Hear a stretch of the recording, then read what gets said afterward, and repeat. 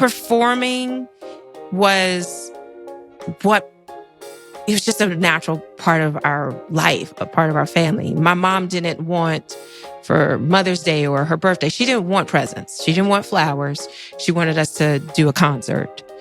And it had to be a full-on concert, full-on professional costume changes, songs. I mean, she wanted the whole production. And so that was just a part of it. Yeah.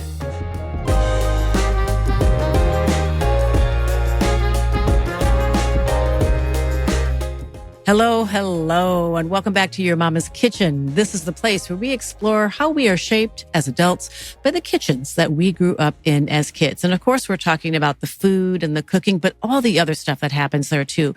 The games, the homework at the table, unpacking the groceries, the music on the radio. I'm Michele Norris, and our guest today is a very talented actor, Jurnee Smollett. She's always been a natural on set from the minute she stepped in front of a camera, which was a very early age. She started very young playing roles on sitcoms like On Our Own and Full House.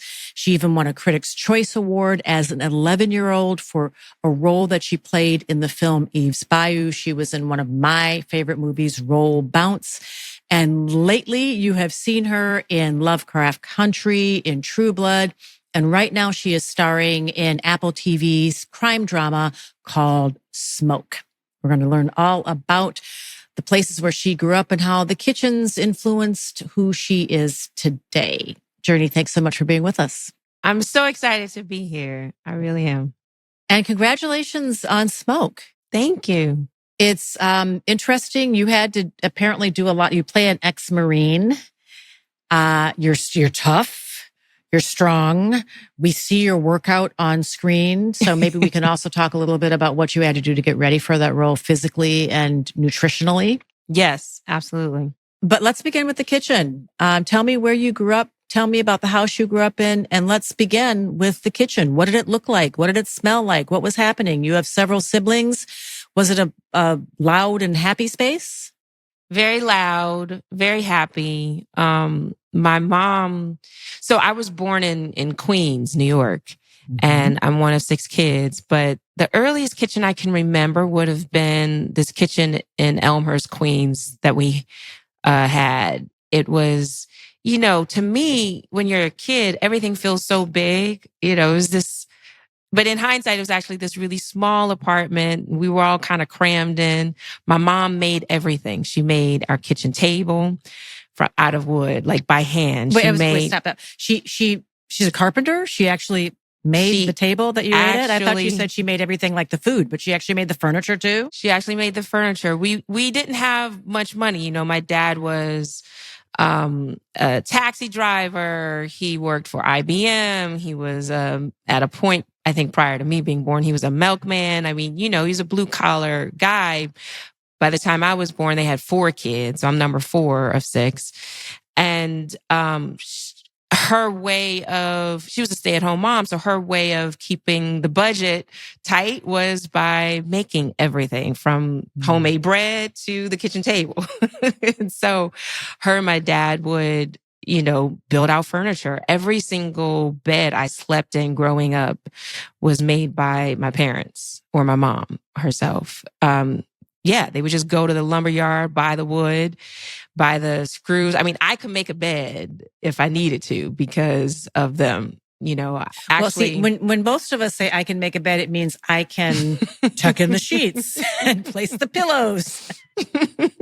Yeah, no, I could go to Home Depot or Lowe's and know what materials to buy. She and I actually built a kitchen table that I had in my house for a very long time. It's now outside in my backyard, but she and I built that together. So I grew up in a home with the philosophy of if you want something done, you do it yourself. Mm-hmm. And so if you want pizza, you make it. If you want homemade bread, you make it. If you want to become an actor, you study it, you learn it, you teach yourself.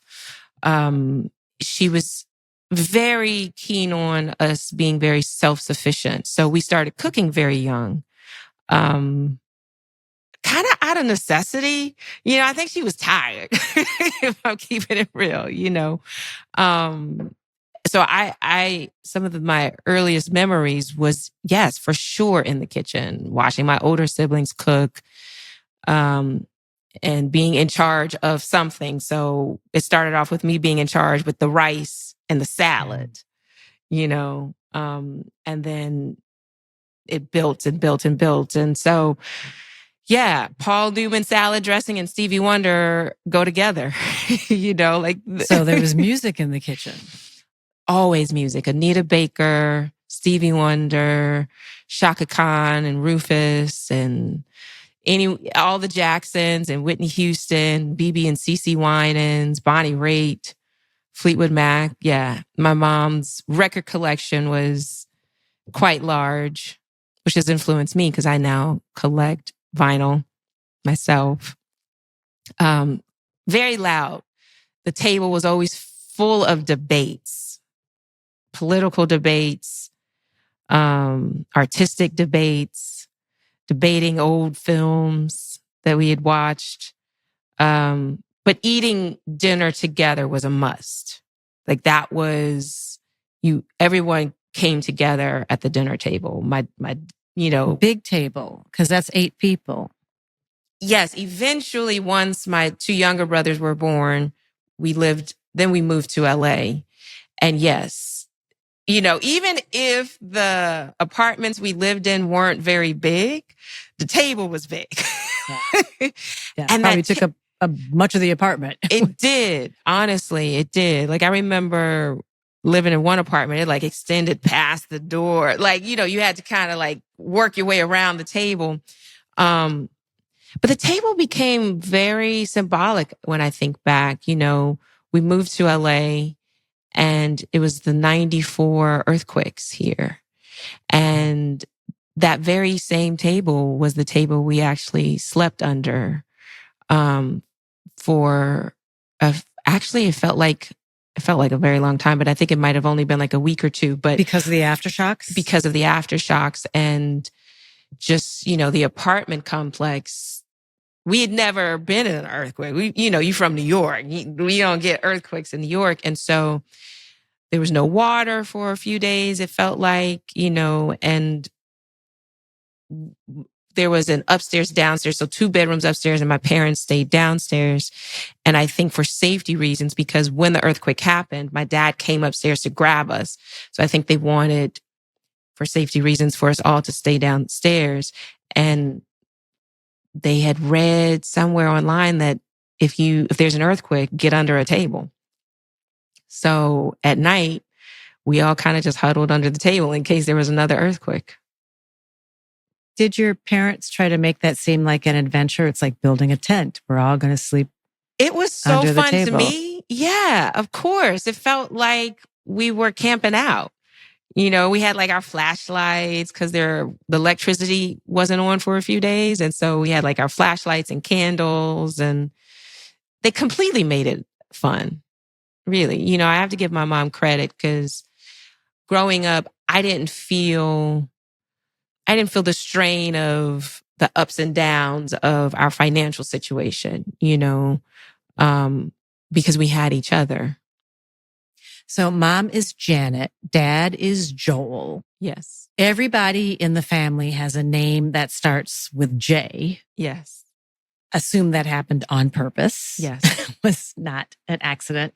Yes. And all of you at a very young age got involved in Hollywood. You all moved into acting. Was that something that happened spontaneously, or were your parents always aspirational? They knew that you all were talented, and were you kind of like the Jackson 5 where they were pushing you in that direction, or did you drag your parents in that direction? If you meet my mom, she's not getting dragged anywhere. Let's be clear.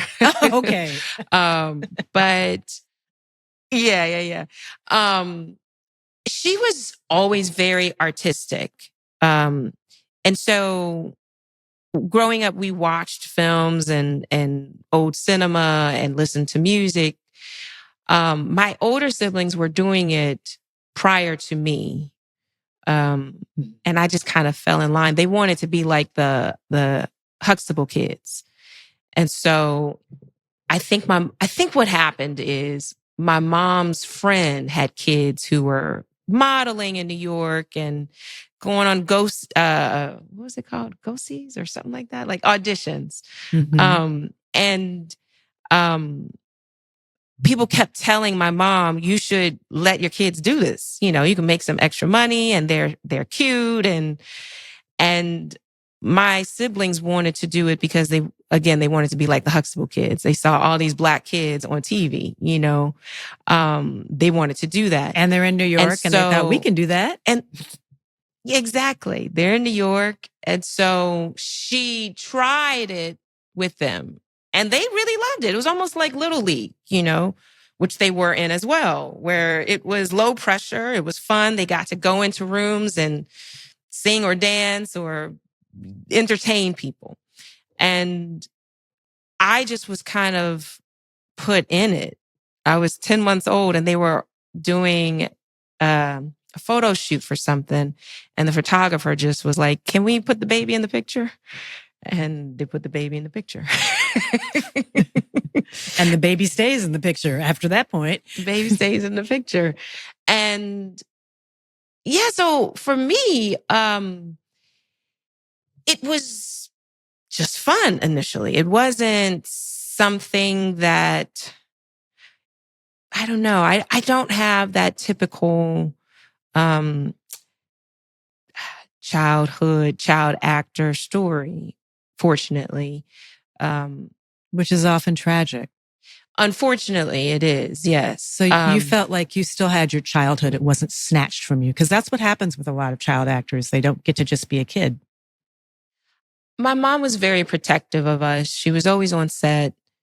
And yes, there were moments, I think, as I got older, where it was like, okay, you're the child in an adult environment and you were exposed to certain things that children shouldn't be exposed to. But I wouldn't say my childhood was snatched from me. Absolutely not. I had a very full life outside of being on set. And I wasn't a child star. It wasn't like I was going, places and couldn't just be, and people were always following me. I wasn't that famous, just keeping it real, like people would recognize me once in a while, but I don't think, she didn't center the business in a way that I think sometimes stage parents can do. Yes, I had to take it serious. Yes, it was a business. Yes, I had to study it. But I always liken it to Little League because not every kid who plays Little League goes professional, right? But you must take it serious. You want to win and you want to be your best. So you have to study it. You have to study other athletes and if you're in baseball, you have to study other baseball players, right? You take private lessons. So it was very much so that for me, but she really filled our time with other things outside of the industry. So I think that helped keep me grounded. At one point, you are actually in a sitcom with all of your siblings, which is unusual that, the whole crew gets to be part of a project. How did that happen? And did that make a difference? Because you were all there together. And I guess I'll add a third question to that. Did that help your mom make sure that you stayed tight as a family unit? Did she make sure that you ate the same time, that you kind of arrived at the same time? Was it easier for you as an actor and for her as a parent? Yes, it was. It was so much fun, first of all. The way it came to be is I had a recurring role on Full House, and the producers, Miller Boyette, who produced Full House, approached my mom and said, her character's very popular. Like, we'd like to do a spinoff of it. And my mom at that time, I think, just, she just was stretched too thin. She had this kid in this movie and this kid on this set doing a TV show and this kid doing a commercial. And so she said no. to the spinoff. She said, I'm not doing any more TV unless they're all in it. Cause I can't keep running myself ragged like this. She wouldn't allow us to be watched by a nanny, so it was her and my dad. And so they said, oh, there's more? We'll bring them all in. My mom had all of us go in and we performed Shut 'Em Down by Public Enemy. And they gave us a TV show. Okay, that is such an interesting choice. I know. For your audition. Shut 'Em Down. How did that happen? She was big. She was a big Public Enemy fan. My mom, she liked to think of herself as radical and she was always an activist. Her and my dad actually met in Oakland in the 70s, working in the movement. Working with folks like Angela Davis and, so that mentality didn't stop with her art. She had she was inclined to have a certain taste, so Public Enemy in the 90s, that was her style, right. That was her taste. And so she wanted us to perform for them. Instead of it just being a general meeting, she wanted us to showcase more of our talent.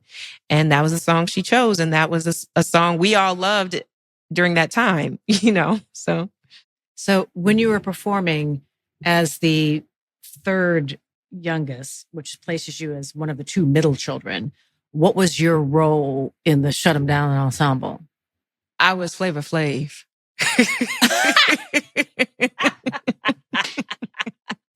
With the clock.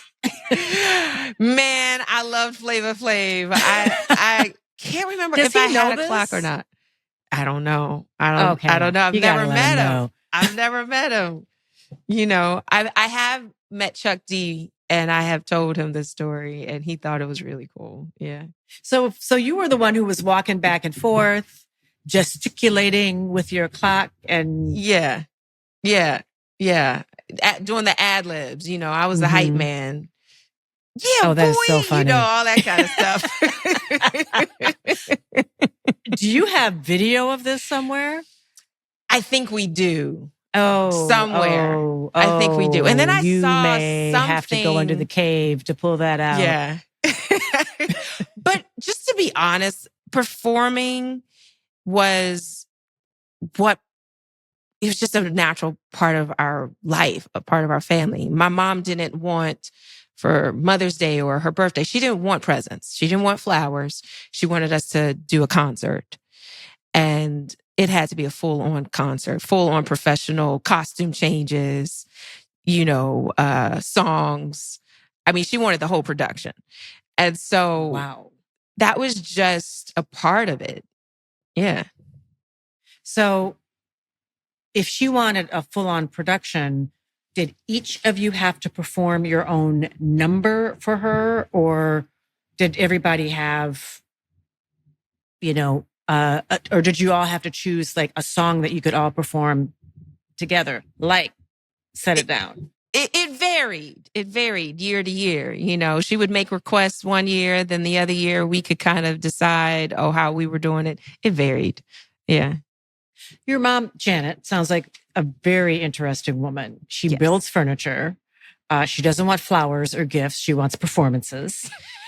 She was an activist in Oakland. She ran with the Black Panthers.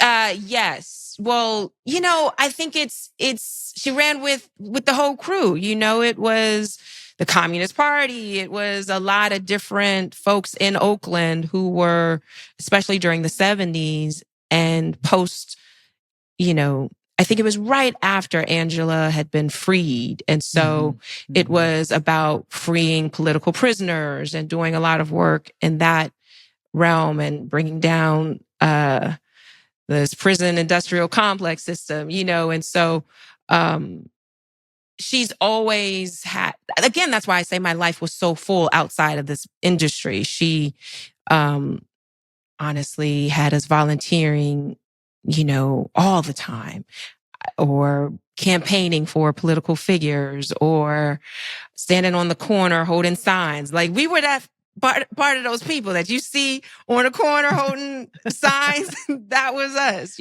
So if she was going to a protest, come on, you're coming too. We Grab were your signs. absolutely at the protest. We were in the voting booth. I remember pressing the little button when I was probably 5 years old or 6 years old for Bill Clinton. And so voting now is very important for me. And I now do that with my son, where I take him in the voting booth and I allow him to participate and I make it fun. And we were at my godparents' house, Sam and Latanya Jackson. They had this fundraiser and the mayor was there. And Hunter said, "Mommy, that's the mayor that we voted for," and he was starstruck, And so I really appreciate that my mom made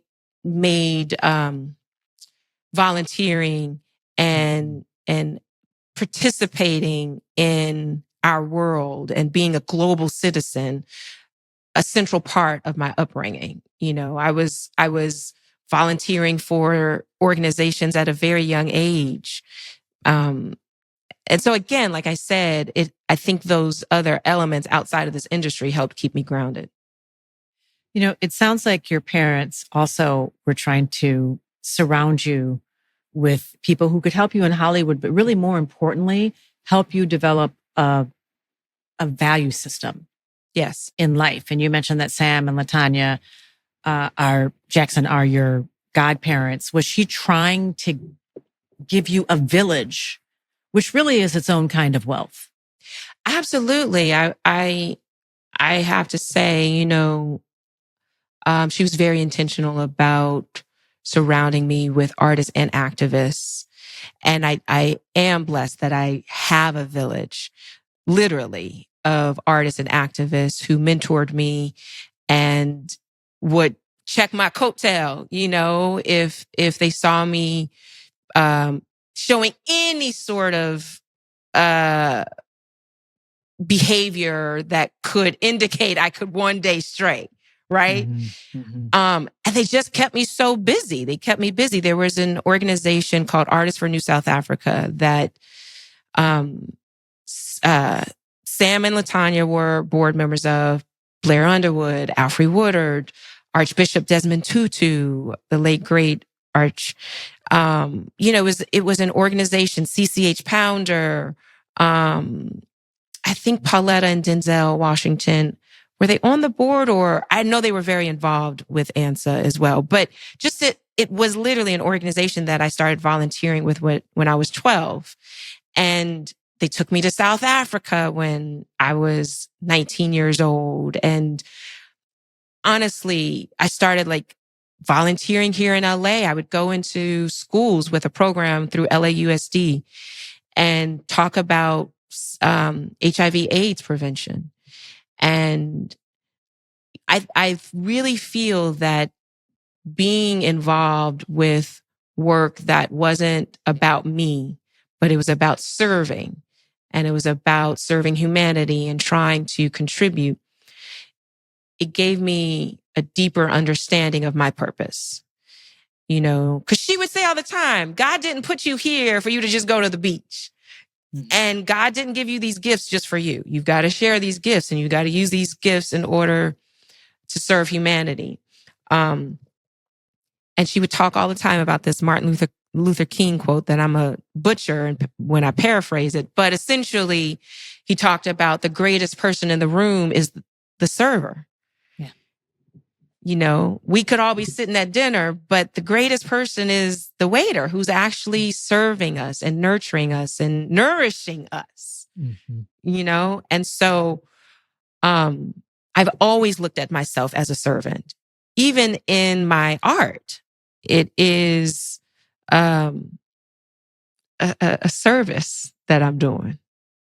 That phrase, bless the food and bless the hands that prepared it, is a mindset. Absolutely. That you can carry forward in life. Absolutely. Because you were acting, you were on the road, you were on sets. Sometimes they were in Los Angeles, oftentimes they weren't. So for instance, as a young child, when you were filming Eve's Bayou, which is a classic film, I mean, a near perfect film, totally holds up. Thank you. You could watch it today and it would feel totally fresh and relevant and prescient in some ways. When you were on set in films like that or on the road, how did your mom try to use the kind of things that you would normally get in a kitchen setting when you didn't actually have a kitchen? That's a great question. You know, a lot of what she did, because she didn't believe in eating out. And I think, one, we couldn't really afford it. So in general, I think when we were on set, she made real good friends with the catering crew because she would make requests of, can you guys, maybe cook this, but do it dairy free, or can you, make this for Booby is my nickname. She calls me Booby. Can you make this for What's your nickname? Booby. Booby. Okay. All right. Is she the only person who's allowed to call you that? Yes. Yes. Can you make this for Booby with, add some cayenne pepper or, so she would make friends with them and sometimes get in there, so, and cook some stuff up herself or just, try to get them to, make options that were healthier. 'Cause she's a huge nutrition freak. I mean, when I tell you growing up, it wasn't just about the kitchen, but it was about the healthy kitchen. Mm-hmm. The pantry was full of vitamins. The countertops had juicers and wheatgrass pressers. Mm-hmm. And when I started breaking out when I was a teenager, she was like, you got to go and drink a green drink. And she'd have me make some spinach and wheatgrass, and the stuff was disgusting, but so she had that mentality even on set of how can we make something out of nothing, and if they're going to make breakfast, you don't need to be eating all the sugary sweets and the high carb stuff. Let's get you some omelets and some veggies and some fruit and some sourdough bread. So it's just those little tweaks that she would do that really trained me. So now when I'm on set, and I'm doing a role that requires me to transform physically, I have an understanding of nutrition. I have an understanding of the body. There's something special about cooking in a new space. I stayed at an Airbnb once that had a griddle. I never used the griddle in my home kitchen, but I was inspired to use the griddle and I felt like I was in a diner. I had my bacon going and my sausage and my eggs. It was great. Here's the thing. Every kitchen tells a story. And when you travel with Airbnb, you get to experience so many new kitchens and so many new stories. Imagine a vacation where you can start the day with a cup of coffee in a sunlit kitchen, maybe sitting on a balcony overlooking the city or the ocean or the mountains, or maybe you're sitting on a porch overlooking a bubbling stream. Maybe you're at a farmhouse table where you're sharing a meal with your family or your loved ones. Airbnb's kitchen-friendly stays are perfect for food lovers who want to cook, who want to eat, who want to explore all over the world. And while you're in heaven cooking someplace else, someone could be enjoying your own kitchen back home. Hosting isn't just about having extra income. It's about creating a space that someone else can enjoy. Your home might be worth more than you think. Find out how much by going to airbnb.com/host. Happy travels. Summer grilling season is here, and I'll be honest, I used to think that Whole Foods was just for special occasions. But last weekend, I grabbed everything for a backyard barbecue there, and I was shocked at how affordable it was. Their 365 by Whole Foods Market brand has all the staples: juicy, no antibiotics ever chicken thighs, sustainable salmon burgers, even organic mustard and chips. all for way less than I expected. And here's my pro tip. When you're shopping there, look for those bright yellow, low price signs you see there on the shelves. They're everywhere. And I stocked up on organic grass-fed beef burgers, fresh sides without stressing my budget, plus new sales drop every Wednesday. So I snagged some ripe peaches for dessert. I plan to make a peach cobbler or put a few in a summer salad along with some goat cheese. Whether you're hosting or just bringing it a dish, Whole Foods makes it easy and affordable to grill and then to chill. So shop in store or order online. Your summer spread awaits. 365 by Whole Foods Market. Great prices, no compromises. There are so many ways to save on summer grilling favorites at Whole Foods Market. We all know that food waste is bad for the planet, but that doesn't mean we're ready to start a compost pile or we're okay with having a smelly fruit fly condo compost pail on the counter. That's why I am so into the Mill Food Recycler. The whole idea is to make keeping food out of the trash as easy as dropping it into the trash. I just add my scraps, and I mean like almost anything. I mean anything from chicken wing bones to avocado pits to cantaloupe rinds, and Mill runs automatically while I sleep. I can keep filling it for weeks, and it never smells. What really surprises me is the peace of mind.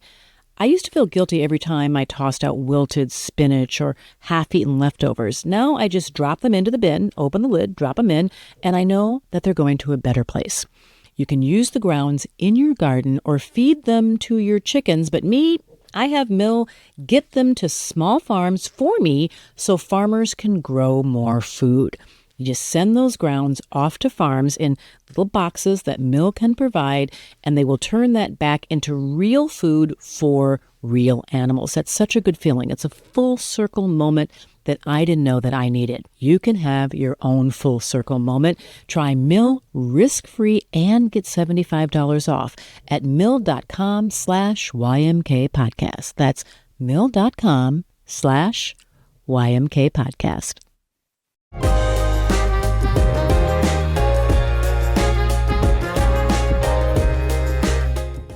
So you come from a blended family. Mm-hmm. Mom is African-American. Dad is Jewish. Mm-hmm. How did that show up in the kitchen? Oh, I love that you bring that up.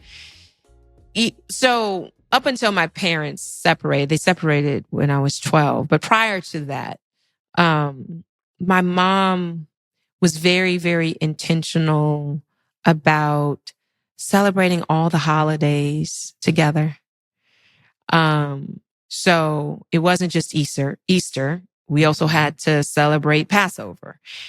And, Hanukkah, we'd celebrate just like we celebrate Kwanzaa and Christmas. Mm-hmm. So as kids, we loved it. It's just more opportunity to celebrate. And,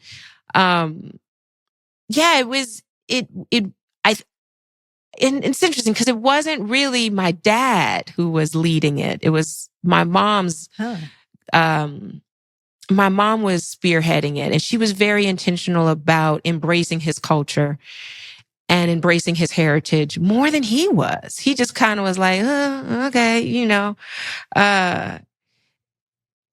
but I do appreciate that she did that, look, again, without a doubt, you go out into the world, and I was absolutely raised like, look, Jurnee, you're a Black woman, right? Mm-hmm. But you have this beautiful, complex heritage that you can own and that you walk in, right? So I do have to give her credit because she didn't have to do that, especially because my dad didn't care. Was your mother a creative herself? Very. So would in a different set of circumstances, might she have been an entertainer, an actor, singer, composer, poet? I think so. She was, born in the 50s in the South in Galveston, Texas, raised in New Orleans, and did do, regional theater, did in high school, did put on plays, and she was growing up. Most of what she talks about is the influence that art had on her. Nancy Wilson, the late great jazz singer. Yes. Julie Andrews, The Sound of Music. I think she looked to all these different women, Diane Carroll, Cicely Tyson. She looked to these artists, Katharine Hepburn and Spencer Tracy, for comfort, for inspiration, for hope. And so I do think in a different time, in a different era, she might have been. And I think it's partly why she was able to pour into us so much. You had said, when I was reading up on you, I noted that you said that you and your brother Jesse always thought that she was your first and best acting coach. Yes. Well, she was our first acting coach. And it was always about just telling the truth and being as natural as possible. And so she would say, well, how would you do it in real life? Like, if you're going to put your hands in your pocket, put your hands in your pocket. You're not going to like timidly, and so I think training us to think, okay, how do I do it? How does my body feel in the most natural way saying this?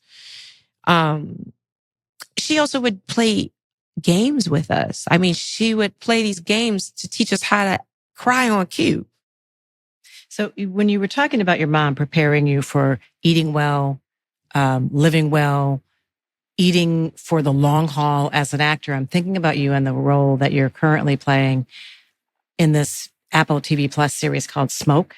You play an ex-Marine, a police detective, an all-around badass who was haunted in some way you have to watch it to figure it out, because it reveals that part of the show is revealed quite slowly. But you're also driven. So it's like the Marines never left you. And there is a scene early on where you're running and you're working out and you're running and you're working out. And it's like you're trying to outrun something. Is that are we seeing a transformed Jurnee Smollett, or does that reflect all the training that you got from your mom and just sort of the way that you live in the world as someone who's generally pretty fit anyway? Well, you are seeing a transformed Jurnee. Yeah. I think, so I was very intentional about trying to physically transform for this role. As you said, she is a former Marine, and that Marine mentality has not left her. And she is running from a lot. And she uses different things in her life to escape. It was awesome to see how your body can transform. I feel stronger than I've ever felt, and you get to these markers like, oh, I can lift my body weight. Then you get to the markers where you're like, she's pushed me so far to the point where there's certain exercises I can do which are double my body weight. Oh my goodness, I can lift a piano if I need to. No, I don't know that I could do that. It's funny. Different muscle groups on my body are stronger, just than others, and So it was a really, really awesome experience to transform. What are you doing in your kitchen now with your son to create the kind of happy and nourishing space that your parents provided for you in the kitchen that you grew up in? I love that. I think there's a lot of traditions that my mom had that I want to maintain with my son, especially around the holidays. My family, we all still gather. We all still cook together. It's definitely a way of bonding. And so now trying to get him to just come in the kitchen and help and fall in love with that experience, but also teaching him about nutrition and teaching him about, well, that's okay to have once in a while, baby, but we can't eat this every single day because of this. Look at the ingredient list. And you see those ingredients. Like, I'm not saying you have to stay away from it all the time, but just it can't be an everyday thing. So teaching him how to make good choices, healthy choices, still being a child, still, he, like any kid, he likes his junk food or his popsicles or, but now I'm just trying to help him find that balance. And I think because I work out so much, we work out now together, and he, is playing Little League. And so he wants to be strong when he hits that ball, and helping him understand, okay, well, after you work out, this is what you have to eat in order to recover, and teaching him the importance of vitamins and supplements, and trying to eat your medicine, but also just making it fun. We do bond over Christmas and making our gingerbread houses and baking cookies. And, he loves making fresh juice with me in the juicer, because he just loves the sound of, and watching the vegetables just getting chopped. And so going to the farmer's market and buying the fresh vegetables and fruit, and then going and, making like a few days worth of juices. It's those sort of traditions that I'm trying to pass down to him that my mom did with me, And I just have a feeling that she would love hearing you say all this. Yeah. Yeah. Because it meant that all the advice that she gave, even in those chapter-long texts that you're getting, that it took, that you absorbed it, that it means something to you, because now you're passing it on to your own son. Here we always gift our listeners and our viewers who are following along on YouTube a recipe that means something special to our guests. Mm-hmm. What is the recipe that you want to share? So my mom, as I said, was raised in New Orleans, 7th Ward. Mm-hmm. And a few years ago, my siblings and I collected a lot of the recipes that we had from my mom or growing up, and we created a cookbook called The Family Table. Mm-hmm. And it was really fun to be able to go back and sift through and have to actually write the recipes down. And so this recipe is the 7th Ward Gumbo. Okay. That my mom would make on special occasions. Particularly, she would make it for New Year's. There was a tradition when I was a teenager where Angela Bassett and Courtney B. Vance would throw a New Year's party. Okay. And every single time we would come, Courtney would open the door and be like, "You got the gumbo?" Because you would make this family 7th Ward Gumbo? No, my mom would make it, then she began to pass it down to my brother. Jussie would make it. Then Jake now makes it, So this recipe is in the cookbook, but it is my mom's recipe. Okay, because gumbo is not really a dish. It's more like a genre, because everybody's gumbo is so different. So what distinguishes your mother's 7th Ward Gumbo? Oh, that's a good question. I think it's in the roux. Does she use oil or bacon fat or? No. Because you said she likes bacon so much. My family uses bacon fat for their roux. So. She love her some some bacon, but she also loved to hate bacon and talk bad about bacon and be like, you put, So this gumbo is it's a seafood gumbo. But it does have, some sausage. Again, that's just my mom, where it's like she complex, So I would say her gumbo, I think it's a pretty traditional gumbo. It feels like New Orleans, Okra? Yeah. Yeah.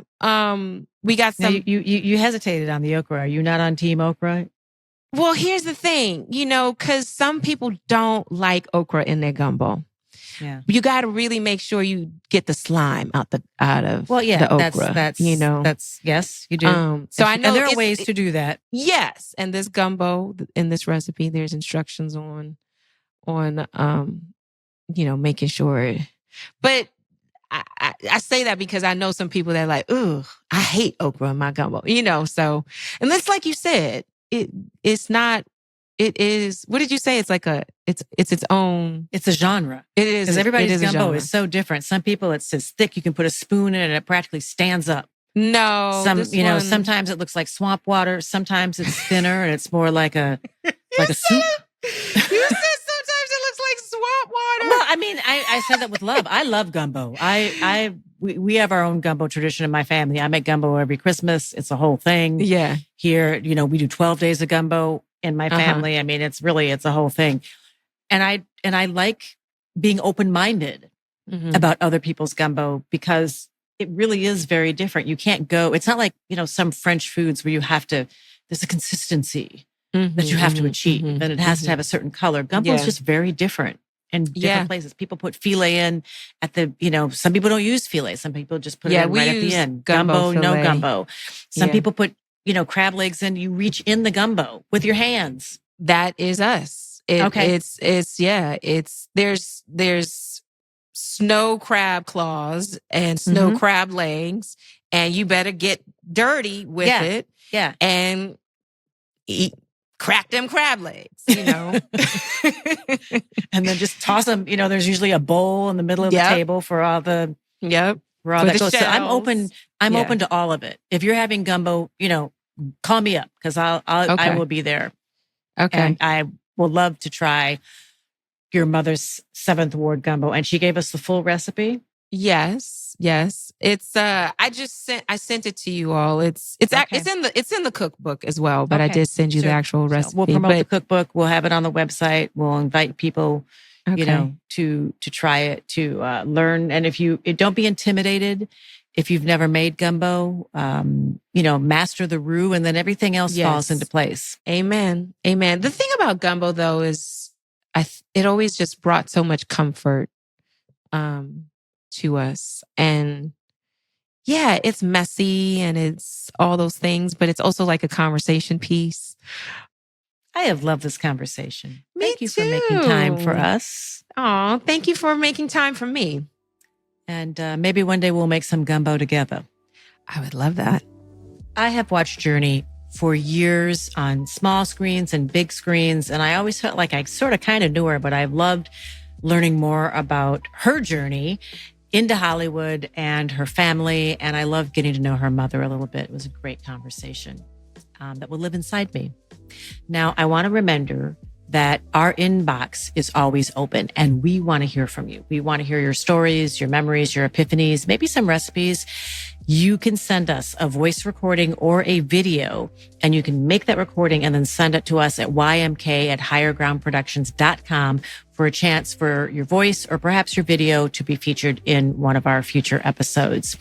And now that Rivian has lent me one of their cars complete with a travel kitchen, I'm going to start road testing some of these recipes literally on the road because I can use the Rivian kitchen that just attaches to the back of the tailgate. It's got a cooktop on one side, a 2-burner induction stove on the other side.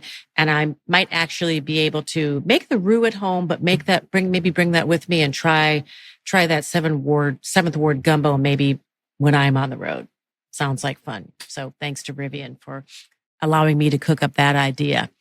Thanks for being with us. Make sure to come back soon because we're always serving up something delicious. I hope you have a good week. Stay bountiful.